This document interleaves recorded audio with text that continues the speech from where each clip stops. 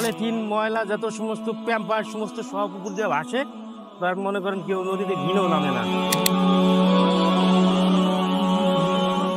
এই গন্ধ লাগিয়ে গেলে ভাড়া চিন্তা চলে যাবে। আমাদের দাবি যে ওই জায়গায় আর ময়লা ফেলাইতে হবে না।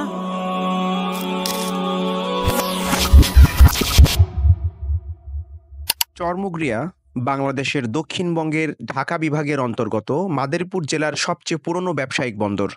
কুমার এবং আড়িয়াল খাঁ নদীর কোল ঘেঁষে তৈরি হওয়া এই বন্দর ব্রিটিশ আমল থেকেই ব্যবসায়িক জনপদ হিসেবে সমাদৃত। মূলত পাট ও পাটজাত পণ্য আমদানি এবং রপ্তানির ক্ষেত্রে শতবর্ষী এই বন্দর বাংলাদেশের সামগ্রিক উন্নয়নে অভূতপূর্ব দৃষ্টান্ত স্থাপন করেছে। এটাই সেই কুমার নদী যেখানে ঔপনিবেশিক শাসনামলে বিদেশি স্টিমারগুলো পাট আমদানি রপ্তানির কাজে সবসময় যাওয়া আসা করত। কিন্তু কালের পরিক্রমায় জনগণের অনিয়ন্ত্রিত পরিবেশ দূষণ আর নদীর পার দখল হয়ে যাওয়ায় এবং প্রশাসনের সঠিক দৃষ্টিপাতের অভাবে এই প্রশস্ত নদী এখন খালের রূপ ধারণ করেছে। এরই মাঝে আরও একটি দুঃখজনক বিষয় যা নদীটির অস্তিত্ব ধরেই এখন টান দিয়েছে, সেটি হলো নদীটির কোল ঘেঁষে এখন সমস্ত পৌর এলাকার ময়লা আবর্জনা ফেলা হয়। নদীর ভেতরে প্রায় ৩০ ফিট পর্যন্ত ময়লার স্তূপ দখল করে নিয়েছে এই নদীর প্রাণকেন্দ্র। কিছুদিন পর হয়তো সম্পূর্ণভাবে বিলীন হয়ে যাবে চরমুগরিয়াতে চরমুগরিয়ার ইতিহাস বহন করে চলা এই নদীটি। কুমার নদী চরমুগরিয়া এলাকার জনগণের জীবনের অংশ, জনগণের সম্পদ। নদীর উপর স্থানীয় মানুষের যুগ যুগ ধরে অধিকার রয়েছে। এই নদীকে দূষিত করার মাধ্যমে জনগণের এই অধিকারকে কেড়ে নেওয়া হচ্ছে। দূষিত নদীর পানি থেকে বিভিন্ন পানিবাহিত রোগ যেমন ডায়রিয়া, কলেরা, টাইফয়েড সহ চর্মরোগের প্রকোপ বাড়তে পারে। স্থানীয় জনগণ সরাসরি এই ঝুঁকির শিকার হচ্ছে। আবর্জনার দুর্গন্ধে আশেপাশের বাসিন্দাদের জীবন অতিষ্ঠ হয়ে পড়েছে। বাড়িঘর ছাড়তে বাধ্য হচ্ছেন কেউ কেউ। মশার উপদ্রব বেড়েছে। সামগ্রিকভাবে স্বাভাবিক জনজীবন ব্যাপকভাবে বাধাগ্রস্ত হচ্ছে। ভাই, আপনার নাম? আমার নাম মোহাম্মদ ইদ্রিস ব্যাপারী। আপনি কি এই জায়গার স্থানীয় বাসিন্দা? হ্যাঁ, এই যে আমার বাড়ি, যে পাশে। এখানে আপনার বাড়ি? এই দোকান আপনার? এই দোকান আমার। আচ্ছা, এইখানে যে হচ্ছে এই যে ময়লা ফেলতেছে, বহুদিন ধরে ময়লা ফেলে এই নদীর পানিটা নষ্ট করতেছে। এই নদীর পানির উপরে তো অনেক ফ্যামিলি ডিপেন্ড করে, খাওয়া দাওয়ার কাজে ব্যবহার করে। খালি এটা না ভাই, এই ময়লা ফালানে এই জায়গার মানুষ এবং নদী সব, এখন তো বর্ষাকাল, শীতকাল তো কোনো মানুষ কাজকর্ম করতে না।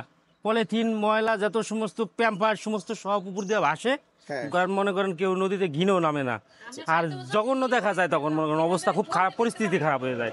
আচ্ছা, আর আমরা তো মনে করেন এখানে বসে থাকতেই পারি না। যখন ওই ময়লা লারে আবার গাড়ি দিয়া লারে আবার ওই ফালায়, ওই মহিলারা আবার করে গুলিরে নদীর মধ্যে ফালায়, তখন তো গন্ধে মনে করেন অস্থির হয়ে যায় সব মানুষ। আমি শুনছি যে এই এলাকাতে কোনো সাপ্লাই লাইন নাই, পানির জন্য মানুষ এটার উপরে ডিপেন্ড করে।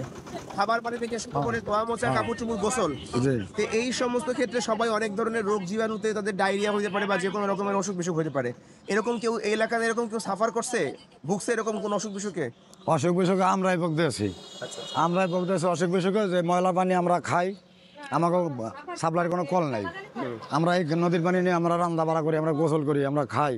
পানিতে ময়লা ফেলায়, আর এই পানিতে ময়লার গন্ধর জ্বালায় বাতাসে এবারে আমরা ঠেকতেও পারি না, ৯ সালের মানুষ। আচ্ছা, এই যে কাপড় চোপড়গুলো নিয়ে যাইতেছেন, কোথায় যেতেছেন আপনি? এই নদীতে ধোয়ার দিনে। আচ্ছা, তাহলে এই নদীর মধ্যে যে হচ্ছে কি এই যে এখানে ময়লা ফেলতেছে, এই ময়লা পানি দিয়ে আপনারা এগুলো করেন? হ্যাঁ, নিষেধ করে, তারপর সবাই ফেলায়। আমার বাধ্যতামূলক করাই লাগবে। হ্যাঁ, করার নাই, করা তো লাগবে। আচ্ছা, এখান থেকে আপনাদের এখানে কোনো সাপ্লাই পানির লাইন নাই? নাই, নাই। খাওয়ার পানির উৎস কি এই নদী? এই পানি দিয়ে সবাই রান্না বাড়া করে, গোসল করে। রান্না বাড়া গোসল সব নদী পানি দিয়ে? এই পানি দিয়ে হয়। আচ্ছা, তো এই পানি দিয়ে আপনারা এখন কাপড় চোপড় ধোবেন, খাওয়া দাওয়া করবেন, বাচ্চা কাচ্চা থেকে শুরু করে সবাই? পোলা পানি চুলকানি হয়ে যায়, যে সময় কচুরি বেশি আহে ময়লা হালায়, পোলা পানি চুলকানি হয়ে আপনি গুড়াগাড়ি হয়ে যায়। আচ্ছা, এইখানে আপনি ভাড়াটি হিসেবে থাকেন? হ্যাঁ। কোন বাসা থাকেন আপনি? এই পাশের বিল্ডিং এই। ও আচ্ছা, ঠিক আছে।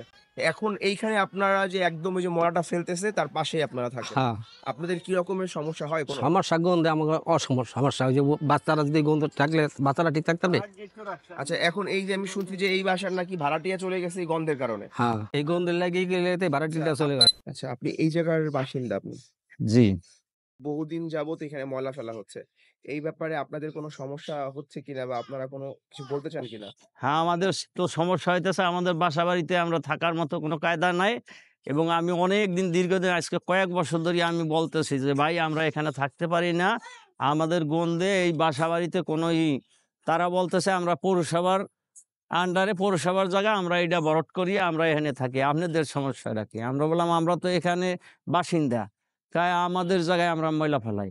আচ্ছা, আপনার এই যে এই নদীর পানি তো আপনারা খাবার দাবার থেকে শুরু করে সব কাজে ব্যবহার করেন। রান্না বান্নার ব্যবহার করে, গোসল করে, সবকিছুই ব্যবহার করে নদীর পানি। আচ্ছা, এখন যদি এই কাজে ব্যবহার করে থাকেন, পাশেই যে একটা ময়লার ভাগার ময়লা ফেলা হচ্ছে, পুরা চর্মগুড়িয়া বন্দরের যত ময়লা আছে আবর্জনা আছে সব এখানে ফেলা হয়। সব এই জায়গায় ফেলাইয়া বা এই জায়গা তো নদীর পরিবেশ নষ্ট করতে আছে। নদীটা তো সবাই নদী বাঁচানোর চিন্তা করে, আর এই যে চরমুরিয়া পৌরসভার লোকজন নদী মারার চেষ্টা করতে আছে। এই প্রায় আপনার ময়লা ফেলাইয়া নদীর অর্ধেক ভরাট করে ফেলছে, প্রায় অর্ধেক ভরাট করছে। এই ভরাটের কারণে এই দিকের যে রাস্তাটা আছে, এই রাস্তার গোড়াটার মাটিটা ভাঙে যাইতেছে, ওই পানিটা চাপেই সেইটা হয়, এই রাস্তার মাটিটা ভাঙে যাইতেছে। এই রাস্তা তো এক সময় থাকবে না। হ্যাঁ, এটা যদি ঊর্ধ্বতম কর্তৃপক্ষ দেখতো, নদীটাও ভালো থাকতো, রাস্তাটাও ভালো থাকতো। আচ্ছা, এখন আপনারা কি ঊর্ধ্বতন কোনো কর্তৃপক্ষের কাছে এটা জানাইছেন এখনো পর্যন্ত? না ভাই, আমরা ঊর্ধ্বতন কোনো কর্তৃপক্ষ যাইও নাই, জানাইও নাই, আর যাই নাই। যদি আপনাদের মাধ্যমে যারা জানে এই জিনিসটা ফিরাইলে নদীটাও ভালো থাকবে, এই রাস্তাটাও ভালো থাকবে, মানুষেরও ভালো হইবে। আচ্ছা, ঠিক আছে। আসসালামু আলাইকুম, আপনার নাম? মোহাম্মদ ফারুক ব্যাপারী। আপনি এখানকার কাউন্সিলর ছিলেন? হ্যাঁ, বর্তমানে রানিং এ মেম্বার আছি। আচ্ছা, এখন আচ্ছা, তাহলে আপনি একজন জনপ্রতিনিধি, তো এই এলাকার মানুষের ভালো খারাপ দেখার দায়িত্ব তো আপনার, বা হ্যাঁ, report করার দায়িত্ব আপনার। সেক্ষেত্রে এই যে আপনাদের পুরো গ্রামের মানুষজন, এই তাদের পানি খাওয়ার রিসোর্স সবই এক নদী, হ্যাঁ, মানে বড়লোক হোক বা গরিব হোক, ধনী গরিব সবাই নদী থেকে ব্যবহার করে, গোসল করে, খায় দায়, যে পানি যত কিছু লাগে সবই নদী থেকে ব্যবহার করে। আচ্ছা, এবং এখানে কোনো সাপ্লাই লাইন নাই? সাপ্লাই লাইন এই সাইডে নাই, এই সাইডে নাই, মাঝে মাঝে একমাত্র রিসোর্সেস হচ্ছে নদী নদী পানির জন্য। তো এইখানে যেভাবে ময়লা ফেলতেছে ওই পাশটাতে, এটা তো করে নদীর পুরো পানিটা দূষিত হইতেছে, এবং আপনারা হচ্ছে গিয়ে এই দূষণের সবচেয়ে বড় শিকার, জি, তাই না? কারণ আপনাদের এই গ্রামের সবাই ইনডিসক্রিমিনেটলি সবাই হচ্ছে এখান থেকে পানি ব্যবহার করে। জি, এই ব্যাপারে আপনার মতামতটা বলেন। এইটা আরো কয়েকজন সাংবাদিক এই বিষয় নিয়ে হলো আলাপ আলোচনা করছি, ফিরানোর জন্য বহুত বক্তব্য দিচ্ছি, এইটা ফিরানোর জন্য তারা ফেরে নাই। এটা বন্ধ করার জন্য আমরা কয়েকবারই অনেক লোকই কথা বলছি। আচ্ছা, কিন্তু কিন্তু আপনি তো একজন রিপ্রেজেন্টেটিভ, আপনি আপনার ঊর্ধ্বতন কর্মকর্তার সাথে আলোচনা করছেন এটা? না, আমি ওদের আগে নেই। আচ্ছা, ঠিক এটা আছে, আপনার এটা করা উচিত ছিল, কিন্তু কিছু কিছু জিনিস আছে হিসাব কিতাব করে, তো আমি আরো তো একটা শত্রু মিত্র বলতে শব্দ আছে, ঠিক আছে, পার্সোনাল শত্রু হয়ে যাই, এই কারণে তাদের বিরুদ্ধে পর্যন্ত আমি যাইনি। আচ্ছা, এখন আপনাদের দাবিটা কি? আপনারা কি চান? আমাদের দাবি যেন ওই জায়গায় আর ময়লা ফেলাইতে পারবে না, আমাদের নদীটা যেন ভালো থাকে, নদীর পানিটা ভালো থাকে, মানুষ যেন খাওয়া দাওয়া করতে পারে, পরিবেশটা যেন ভালো হয়। থেকে শুরু করে নানা রকমের ডিজিজ হইতেছে, সবার নাকি সবকিছু হইতেছে। হ্যাঁ, এলাকা সত্যি চুলকানি এলাকায় ছড়াই গেছে, অনেক লোকেরই চুলকানি দূষিত হয়ে গেছে। আচ্ছা, ঠিক আছে, থ্যাংক ইউ। প্রিয় দর্শক, চর্মগ্রিয়া কুমার নদীর ইতিহাস ঐতিহ্যকে আমরা আপনাদের কাছে তুলে ধরার চেষ্টা করেছি। পাশাপাশি কালের পরিক্রমায় মৃতপ্রায় নদীটির বর্তমান অবস্থা, প্রশাসনের গাফিলতি, জনদুর্ভোগ ও জনরোষকে আমরা সরেজমিনে গিয়ে বোঝার ও জানার চেষ্টা করেছি। কিন্তু আমরা পরিবর্তনে বিশ্বাসী। আমরা দৃঢ়ভাবে মনে করি সঠিক পদক্ষেপ, উপযুক্ত নির্দেশনা ও আপ্রাণ চেষ্টা করলে ইতিবাচক ফলাফল আসে। এলাকার সাধারণ মানুষের জীবনযাত্রার মান ও এমন দুর্বিষহ অবস্থা আমাদের ভাবায়, আমাদেরকে কাঁদায়। তাই আমরা চুপ করে বসে থাকিনি। আমরা আমাদের দায়বদ্ধতা থেকে ভুক্তভোগীদের কণ্ঠস্বর হয়ে তাদের ন্যায্য অধিকার আদায়ের জন্য স্থানীয় পৌরসভায় আবেদনপত্র নিয়ে গিয়েছি। নদীকে বাঁচানোর তাগিদে জনমানুষের আকাঙ্ক্ষা ও তাদের চাওয়া পাওয়াগুলোকে বাস্তবে রূপ দিতে আমরা আমাদের সাধ্যের মধ্যে থেকে সবটুকু চেষ্টা করেছি, এবং এরই প্রেক্ষিতে স্থানীয় পৌরসভার দায়িত্বশীলরা নদীকে আবর্জনামুক্ত করার ব্যাপারে আমাদেরকে আশ্বস্ত করেছেন এবং ইতিমধ্যেই কাজ শুরু করেছেন। যত ময়লা আছে সব তোমার যে বেকু দিয়া কাছাই আমরা গাড়িতে লয়ে যাবো, আর এখানে এই পুরান কোনো ময়লা থাকবে না। নতুন ময়লা মনে করো এখান থেকে কটা ভরেই রাখবো, সপ্তাহে 2টা করে গাড়ি দিবে, গাড়িতে দেবে। আর ওই কিনারে যেগুলো চলে গেছে ঢুকে ওইগুলো কেমনে কি করা যায়?